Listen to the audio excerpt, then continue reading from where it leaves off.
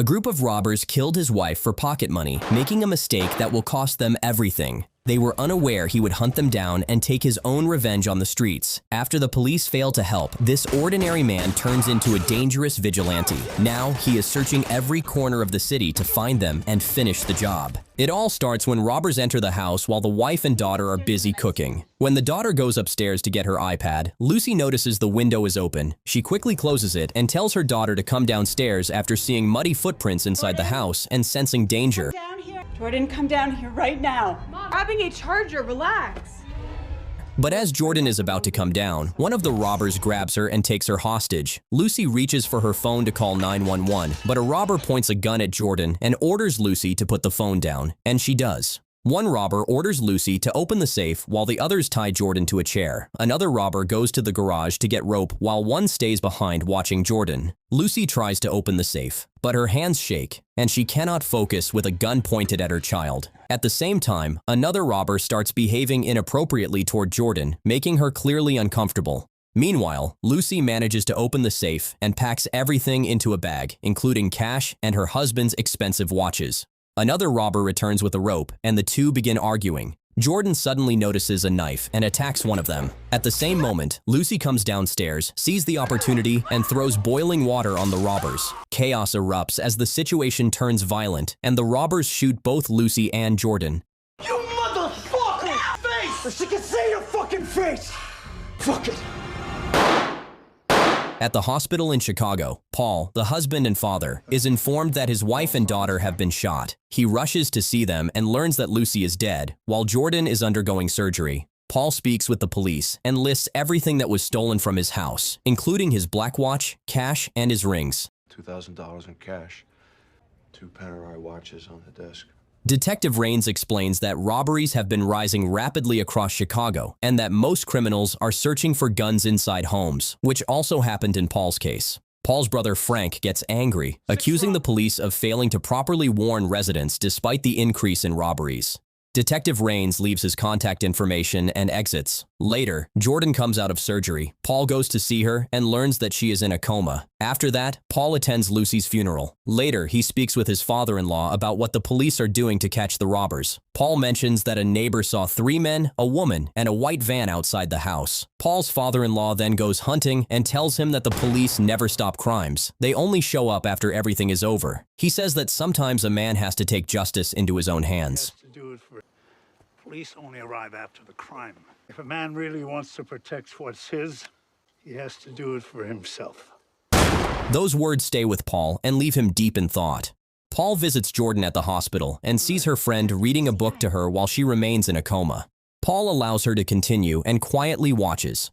Later, Paul meets with his therapist and shares that he has not been able to sleep properly. He says that everywhere he goes reminds him of his wife. He explains that he rides the subway for no real reason, just to think, and that he reads books to Jordan every day. Paul admits that he feels he failed to protect his wife and daughter. He also says he is still waiting for the police to find the people responsible. Failed to protect my wife. Failed to protect my daughter. The next day, Paul goes to see Detective Raines, but he is told he needs an appointment. When Detective Raines notices Paul, he lets him inside anyway. As Paul enters the office, he sees hundreds of unsolved cases piled everywhere. Paul offers to put up a reward, hoping it will speed things up, but Detective Raines refuses, saying it would only bring false leads. What if I offered some kind of reward? We'll just get flooded with false leads. What about a private investigator? Murder case, they'll just take your money.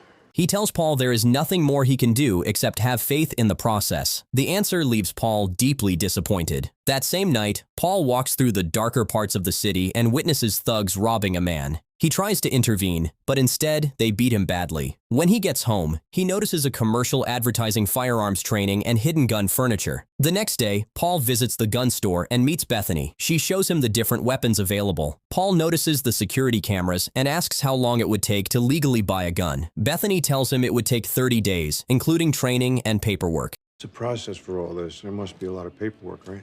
Don't worry, no one ever fails. I'm gonna think about it. Hearing that, Paul quietly leaves the store. In the next scene, Paul is treating an emergency patient when the man's gun falls to the floor. Paul quietly picks it up and later takes it with him. That night, he goes to an abandoned area to test the gun, but he is terrible at shooting. Back home, Paul starts watching online tutorials, learning how to load, unload, and handle the weapon. He practices non-stop, slowly getting better with each attempt. Later, Paul visits Jordan at the hospital with Frank. He is deeply upset as her condition continues to worsen, and his frustration grows knowing the killers are still free. Men who did it. Free. That same night, Paul puts on a gray hoodie and heads into a dangerous neighborhood. He soon spots two men trying to carjack a woman. Paul steps in and fires his gun, hitting the driver. He keeps shooting, shattering the window and cutting his own hand with the glass. The car crashes. One of the attackers gets out and points a gun at Paul, but Paul shoots him without hesitation.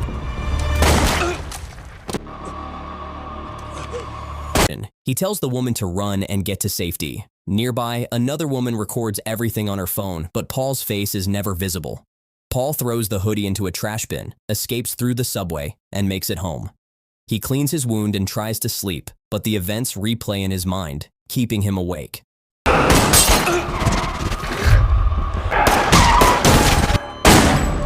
At the crime scene, the victim tells detectives that a man in a hoodie saved her life. Detectives then review the video and notice the shooter has an injured hand and moves like someone inexperienced with a gun. Cutting his hand. So we're looking for a guy who never fired a gun? The next day, Paul checks the internet and sees the video going viral. People are calling the masked shooter the Grim Reaper. Instead of fear, Paul feels a sense of pride. He sees that everyone is talking about him now. Later, Paul treats the wound on his left hand. At the hospital, he treats a young boy who was shot in the leg. When Paul asks who did it, the boy says it was an ice cream vendor from his neighborhood who is known to be a criminal. You got caught in some crossfire? The ice cream handle. Selling ice cream? Paul looks at the boy's address and quietly promises him that no one will ever hurt him again. That night, Paul puts on his hoodie and goes to the boy's neighborhood. He finds the ice cream vendor and shoots him in broad daylight. People panic and run. Paul disappears into the chaos. As the man lies dead, kids rush in and steal the ice cream, scattering in every direction. Detectives arrive at the scene, and everyone tells the same story. A white man showed up, shot the ice cream vendor, and vanished. Some white guy. Let me guess, white guy with a hoodie. Yeah, exactly. 9 witnesses, 1 story. People immediately start calling him the Grim Reaper. The detectives also notice a pattern and realize the Grim Reaper is left-handed. The next day, the Grim Reaper is everywhere. Social media, radio shows, and news outlets will not stop talking about him. Looking for this man, the Chicago Grim Reaper. Grim Reaper has taken out the ice cream man. Paul sees all of it. At the same time, detectives feel pressure to catch the shooter, but they still have no solid leads. Paul visits his therapist again, and this time the therapist notices a big change. Paul looks calmer and more confident. The therapist says whatever Paul is doing seems to be helping him and suggests he continue. Later, Paul goes back to practicing his shooting, and with each session, he becomes more accurate and controlled. One day at work, Paul notices his black watch on a patient's wrist, the same watch stolen during the robbery. The patient is already dead. Paul quietly takes the watch, then uses the patient's fingerprint to unlock his phone. He tries calling the detectives, but no one answers. Digging through the phone, he finds the address of a bar. As Paul is about to leave, Frank visits him and notices the injury on his hand. Paul brushes it off with an excuse, and Frank leaves. What's up with your hand? It's nothing. It's a scratch. Leave it alone. I'll see you. Yeah. Paul then takes a hoodie from the hospital and heads out toward the bar. Paul goes to the bar and sits quietly, but the owner immediately recognizes him after noticing the hospital tag on his clothes. He secretly texts his friend Fish, one of the men who robbed Paul's house. As the owner prepares to attack, Paul pulls out a gun and forces him to show everything stolen from his home. I want my stuff. You're a crew that stole the shit out of my house. The man brings out Paul's rings, watches, and Lucy's jewelry. Suddenly, Fish arrives and accidentally shoots the bar owner instead of Paul. A gunfight breaks out between Paul and Fish. They exchange shots until Fish slips, giving Paul the upper hand. Fish runs toward the front, but Paul tracks him through the security cameras. Paul realizes Fish is out of bullets, aims carefully, and shoots him. Paul demands the name of his partner, and Fish reveals Joe. Who did? It wasn't me. Joe. Joe who? Joe got it in the factory. Fish then grabs the gun again and tries to shoot Paul, but a bowling ball drops on his head, giving Paul the chance to kill him. Paul takes the security camera footage and leaves the bar. Back home, he watches tutorials on how to destroy the footage, does it carefully, and throws it into the trash. The next day, the internet, news, and radio are filled with talk about the Grim Reaper killing criminals. At the hospital, Paul quietly gathers several medical supplies, though it is unclear why at first. Later, detectives arrive at Paul's office and inform him that one of the robbers from his house was killed the previous night. They also reveal that Paul's ring was found at the crime scene. That's my ring.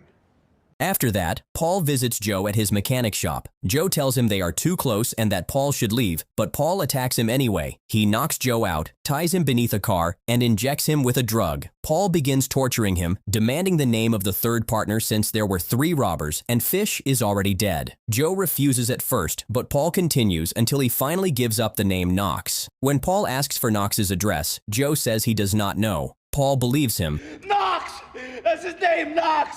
Where do I find Knox? Oh? I don't know anything else. But still kills Joe before leaving. After that, the detectives visit Frank, suspecting he might be the Grim Reaper, but they find nothing. That same night, someone else pretends to be the Grim Reaper and ends up getting killed instead. Paul sees the news the next day and realizes people are now trying to copy him.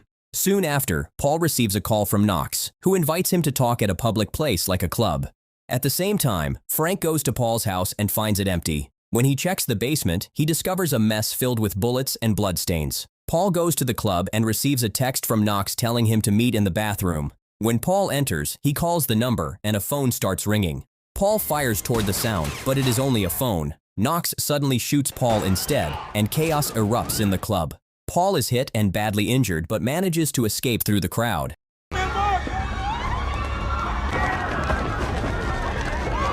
At the same time, detectives receive reports of the shooting and rush to the club. There, they speak to Knox, who pretends to be a victim and falsely identifies Paul as the shooter. Meanwhile, Paul treats his gunshot wounds by himself. Shortly after, detectives go to Paul's office looking for him, but he is nowhere to be found.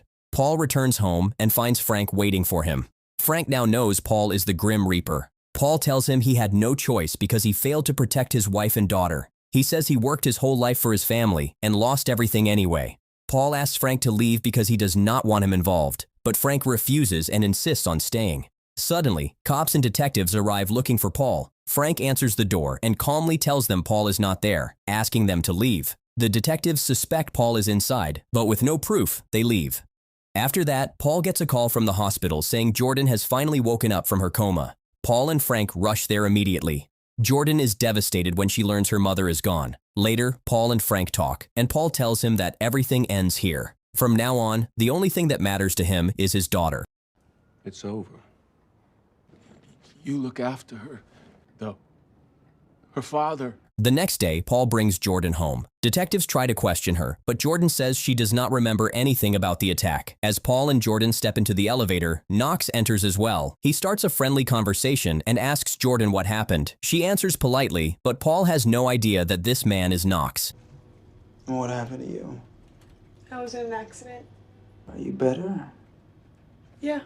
After that, Paul goes to a shop to buy a gun license. Later, Paul, Frank, and Jordan have dinner together, and Frank leaves afterward. That night, Paul notices someone outside the house. He immediately tells Jordan to hide in a secret spot and call the police. Jordan panics but manages to do it. Soon, the attackers break into the house, including Knox. One of them goes into the bathroom, where Paul knocks him out. Another enters the bedroom, and Paul takes him down as well. Paul then starts searching for Knox. He heads into the basement, where Knox suddenly shoots him. As Knox is about to finish him, Paul reaches for a gun hidden on his workbench and shoots Knox dead. After that, the police arrive, and Paul tells them all his injuries are from tonight, including his hand and shoulder wounds. Detective Raines believes him. Paul also explains that he bought guns only to protect his daughter in case something like this ever happened again. Detective Raines supports him, building the case that Knox came to kill Jordan because she could identify him, and that Paul killed Knox in self-defense. In the next scene, Paul says goodbye to Jordan as she leaves for college. As Paul is about to walk away, he notices someone stealing a bag. He stops the thief by silently pointing his fingers like a gun, warning him without saying a word.